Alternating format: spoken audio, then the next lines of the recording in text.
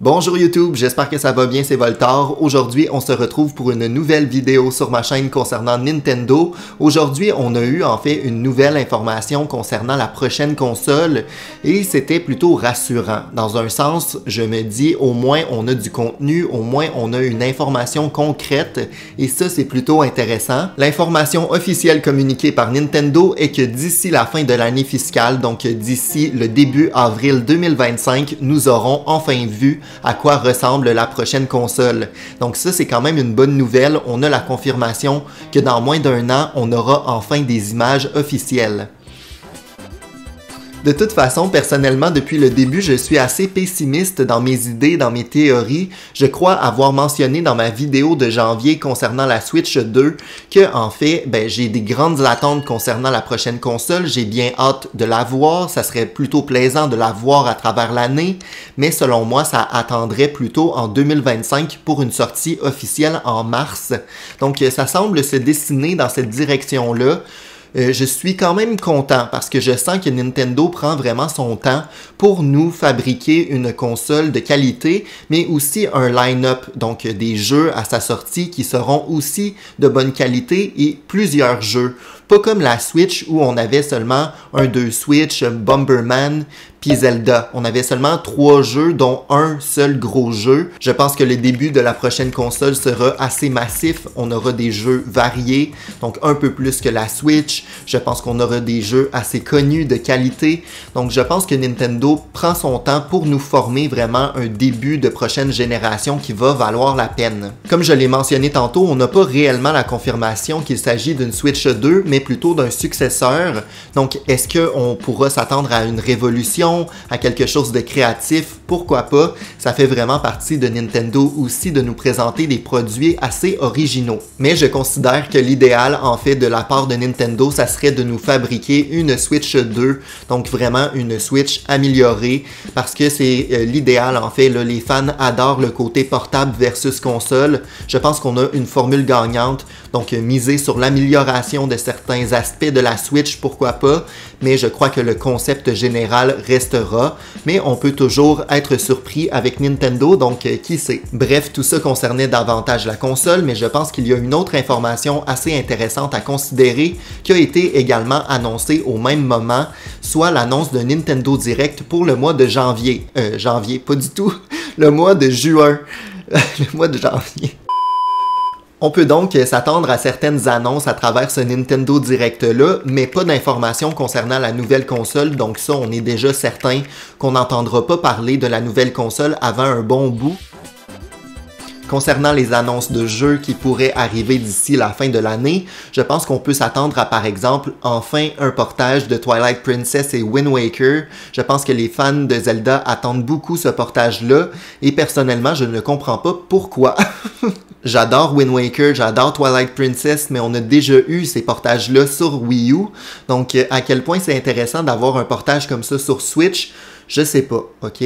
Personnellement, je préférerais avoir un remake d'un ancien Zelda que je connais moins. Je suis un peu tannant sur ce sujet-là parce que ça revient tout le temps dans mes vidéos théories, mais je m'attends à un Minish Cap HD, un peu à la manière de Link's Awakening, donc avec un format beaucoup plus 3D, avec un visuel intéressant. Donc je m'attends davantage à un remake plutôt qu'un portage de jeux qu'on a déjà vu sur Wii U. Encore là, il s'agit de mon opinion, de mes idées, mais c'est très possible aussi qu'on ait un portage, et tant mieux pour les fans qui attendent beaucoup l'arrivée de Wind Waker et Twilight Princess sur Switch. Un autre jeu que j'attends beaucoup, c'est l'arrivée de Tomodachi Life, donc un portage peut-être à la manière de Miitopia, avec des facultés améliorées, des meilleurs graphismes. Donc ça serait plutôt intéressant. Je suis un grand fan, donc j'aimerais beaucoup voir un tel portage. Je pense aussi qu'on serait peut-être dû pour l'arrivée d'un prochain Mario Party. Je pense que ça fait un certain temps qu'on n'a pas eu un tel jeu, un peu plus party game pour la fin de l'année, ça serait plutôt intéressant. Je pense qu'on s'enligne vers quelque chose d'assez intéressant, d'assez qualitatif, assez plaisant. Surtout quand on regarde les derniers Mario Party sur Switch, on est sur la bonne voie vers un nouveau Mario Party qui serait à la hauteur par exemple de Mario Party 8, qui selon moi est le top là, des Mario Party. Ajouter quelques personnages jouables qu'on n'a pas vus récemment, évidemment, ça serait intéressant. Rajouter plus de plateaux également, des mini-jeux nouveaux, peut-être jouer un peu avec l'aspect nostalgie en rajoutant de vieux plateaux, pourquoi pas. On pourrait peut-être aussi miser sur l'arrivée de nouveaux contenus additionnels une fois de temps en temps. Donc je pense qu'il y a du contenu, du potentiel là pour nous fournir un bon Mario Party pour la fin de vie de la Switch. Grand fan de la série Mario et Luigi, ici donc mon plus grand rêve, ça serait de voir Mario et Luigi revenir sur Switch, donc avoir un nouveau jeu, une nouvelle aventure dans cet univers-là qui est tout à fait sublime. J'adore les Mario et Luigi, dans leur originalité, dans l'histoire, dans le gameplay, surtout que ces temps-ci, on dirait que Nintendo ressort de vieilles licences. On sort aussi beaucoup des jeux RPG, donc ça serait intéressant de redécouvrir Mario et Luigi sur Switch, que ça soit un remake ou plutôt un nouveau jeu. Je suis conscient par contre que le studio qui s'occupait des Mario et Luigi a fait faillite, donc je pense que Nintendo devront trouver un nouveau partenaire, mais je crois qu'il y a du potentiel, je pense que c'est possible. Et finalement, la dernière chose que j'aimerais beaucoup voir cette année, c'est tranquillement des rumeurs ou du moins des informations officielles concernant les prochains jeux qui sortiront non pas sur Switch, mais sur la prochaine console. Je crois qu'on a de bonnes chances de voir un Mario 3D arriver l'année prochaine, surtout quand on voit que Mario Odyssey était vraiment une réussite pour Switch. Je pense qu'on peut pousser ça un peu plus loin. Je pense également que Bowser Fury était un peu un test pour voir si c'était possible de faire un Mario Open World. Donc je pense qu'on va s'inspirer un peu de Bowser Fury, mais de faire ça sur une plus grande échelle. Donc j'ai très hâte de voir le prochain Mario 3D et je suis pas mal certain que Nintendo travaille déjà sur ce jeu-là et nous cache beaucoup d'informations présentement.